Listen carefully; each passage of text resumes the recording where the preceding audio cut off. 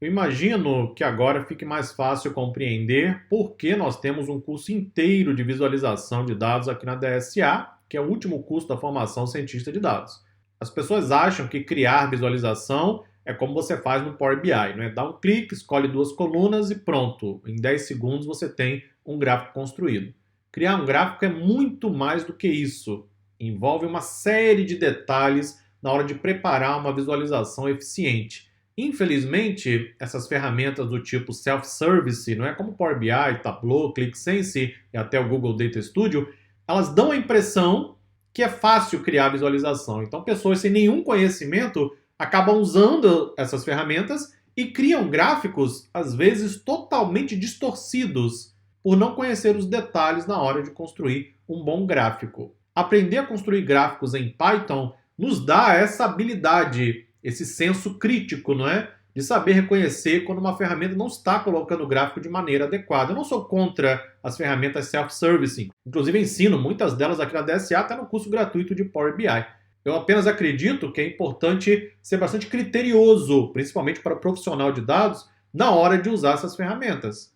Ou seja, hoje as pessoas estão usando de maneira indiscriminada. Vários gráficos totalmente equivocados, distorcidos, estão aparecendo por aí a todo momento.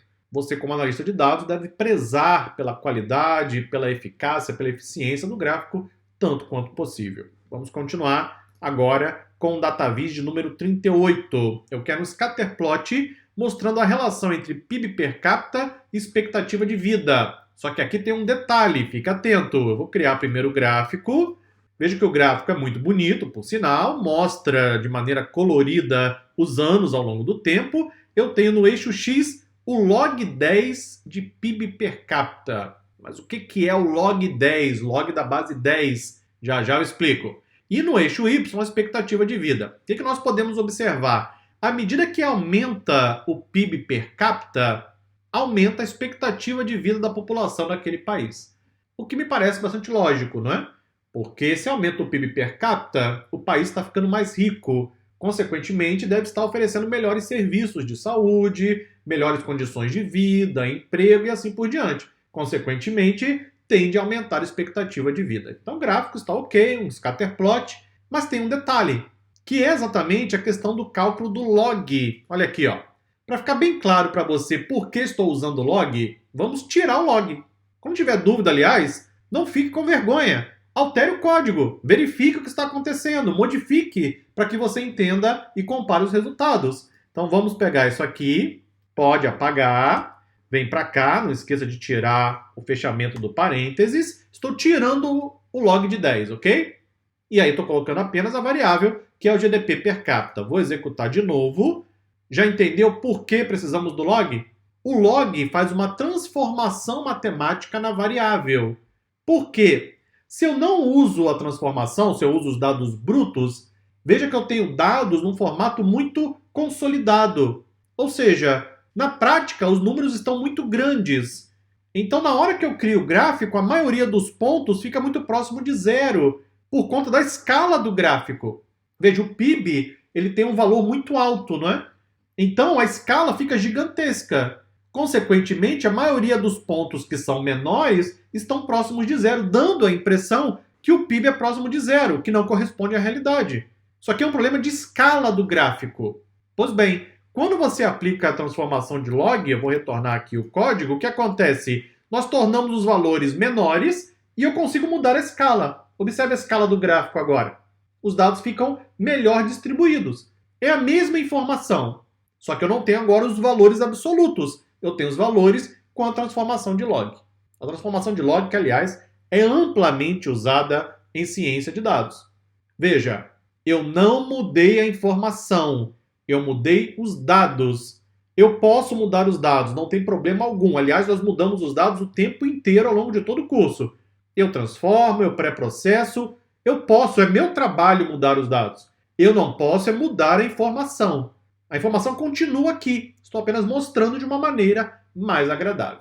Aliás, essa é uma excelente forma de manipular dados. Eu vejo isso o tempo inteiro aí no noticiário. O pessoal mostra gráficos sem o devido cuidado, como estávamos conversando agora no início do vídeo, e aí o gráfico fica distorcido, ele transmite uma interpretação diferente.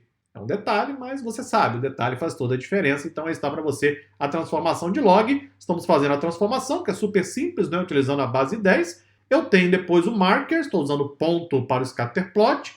Qual é a variável que eu estou usando para o parâmetro C, que representa as cores, e qual é a organização de cores, que é um mapa de cores com CMap, que é o hot. Temos vários mapas de cores, esse é um deles. O restante é apenas label e também a barra de coloração, que é o color bar, que é essa barra aqui do lado direito. Próximo gráfico, DataVis número 39. Um scatterplot mostrando a relação entre PIB per capita e expectativa de vida por continente. Quando aparecer isso aqui, ó, por continente, ou qualquer alguma outra coisa, né, por alguma coisa, é bem provável que tenha que processar os dados, hein? Estou trazendo vários exemplos, várias referências para você. Observe o que estamos fazendo aqui. Primeiro, eu vou criar um loop pela minha lista de continentes, que eu preparei lá em cima, né, para um dos outros gráficos. Depois, eu vou apenas preparar esses dados no formato de data frame. Vou criar subplots. Estou dentro do loop, hein? Dentro do loop. Por que eu vou criar subplots? Eu quero que você aprenda de verdade. Foi para isso que você veio até a DSA. Não é para ficar só executando o código. Por que eu estou usando subplots? Porque eu quero criar o gráfico de cada continente no seu próprio gráfico separado. Eu não quero sobreposição. Não faz sentido fazer sobreposição aqui, porque eu vou criar scatterplot. Se eu fizer sobreposição, eu vou mal conseguir enxergar o gráfico. Vai ficar totalmente poluído, sem sentido algum. Então eu vou criar cada gráfico separado em cada subplot na minha área de plotagem. Você achou que era fácil construir gráfico? Claro que não, não é? Construir gráfico dá trabalho, como você pode comprovar aqui junto comigo. Veja que eu vou criar 3 linhas e 2 colunas. A posição de cada gráfico eu vou usar o contador do loop. Agora é uma jogada de programação de computadores. Na sequência, preparo o scatterplot. Aqui está. Veja que o scatterplot, inclusive, estou preparando igualzinho eu fiz para o gráfico anterior. A diferença é que eu vou distribuir em vários subplots. Depois eu tenho os labels. Vamos então executar. Aguarde alguns instantes e lá está. Eu tenho 1, 2, 3 linhas, tenho 2 colunas. Para cada gráfico, a posição vai depender do contador I. E aí eu tenho o scatterplot mostrando o log de 10 do PIB per capita pela expectativa de vida. Se eu tentasse sobrepor esses gráficos, ficaria impraticável a leitura e a interpretação. Então eu coloco em subplots diferentes. Nesse caso, usamos um loop, inclusive, para nos ajudar nesse trabalho e a importância da programação de computadores. Vamos agora para o DataVis número 40, que também é um scatterplot, só que eu quero mostrar a relação entre PIB per capita e população. Observe que aqui em cima nós usamos para o scatterplot a função scatter, que pertence ao PLT. Quem é o PLT? É o Matplotlib, não é? Portamos aqui no início do Jupyter Notebook. Pois bem, vou criar agora um scatterplot usando uma técnica diferente. Vou pegar a função plot do DataFrame dados. De onde veio essa função plot? De quem é essa função plot, melhorando a pergunta? É do Pandas. Então aqui eu estou usando a função scatter do Matplotlib.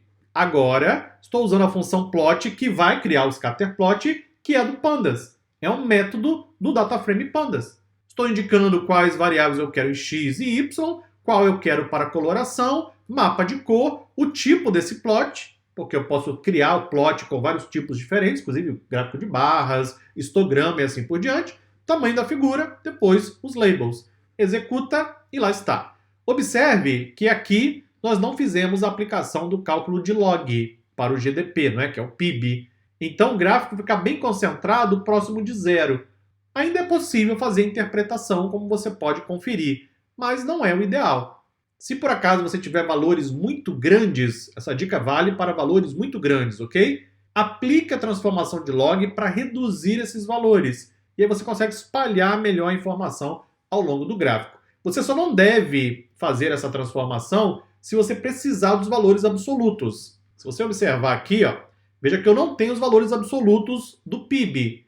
Eu tenho, na verdade, agora uma escala. Ou seja, o que eu quero nesses gráficos aqui é verificar, à medida que aumenta o PIB, aumenta a expectativa de vida? É essa informação que eu quero. Não estou interessado no valor do PIB, eu só quero saber, aumentou o PIB, aumentou a expectativa de vida? Sim, para todos os continentes que nós avaliamos. Então, perfeito, era isso que eu queria.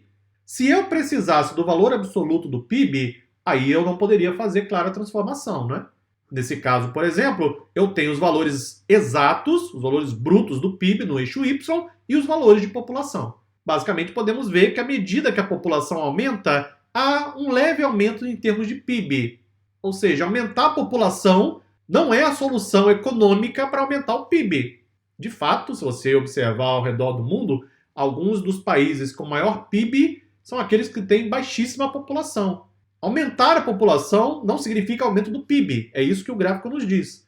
Há uma leve relação, bem leve. Para você aumentar o PIB é necessário investimento do governo, é necessário aumento do nível educacional da população, é necessário investimento em infraestrutura. Aí você vai dizer, mas espera aí, eu tenho que saber economia para poder criar um gráfico em Python. O seu trabalho não é criar gráfico em Python, o seu trabalho é análise de dados. Eu espero que essa altura do curso já esteja bem claro para você. Muito obrigado, até a próxima aula.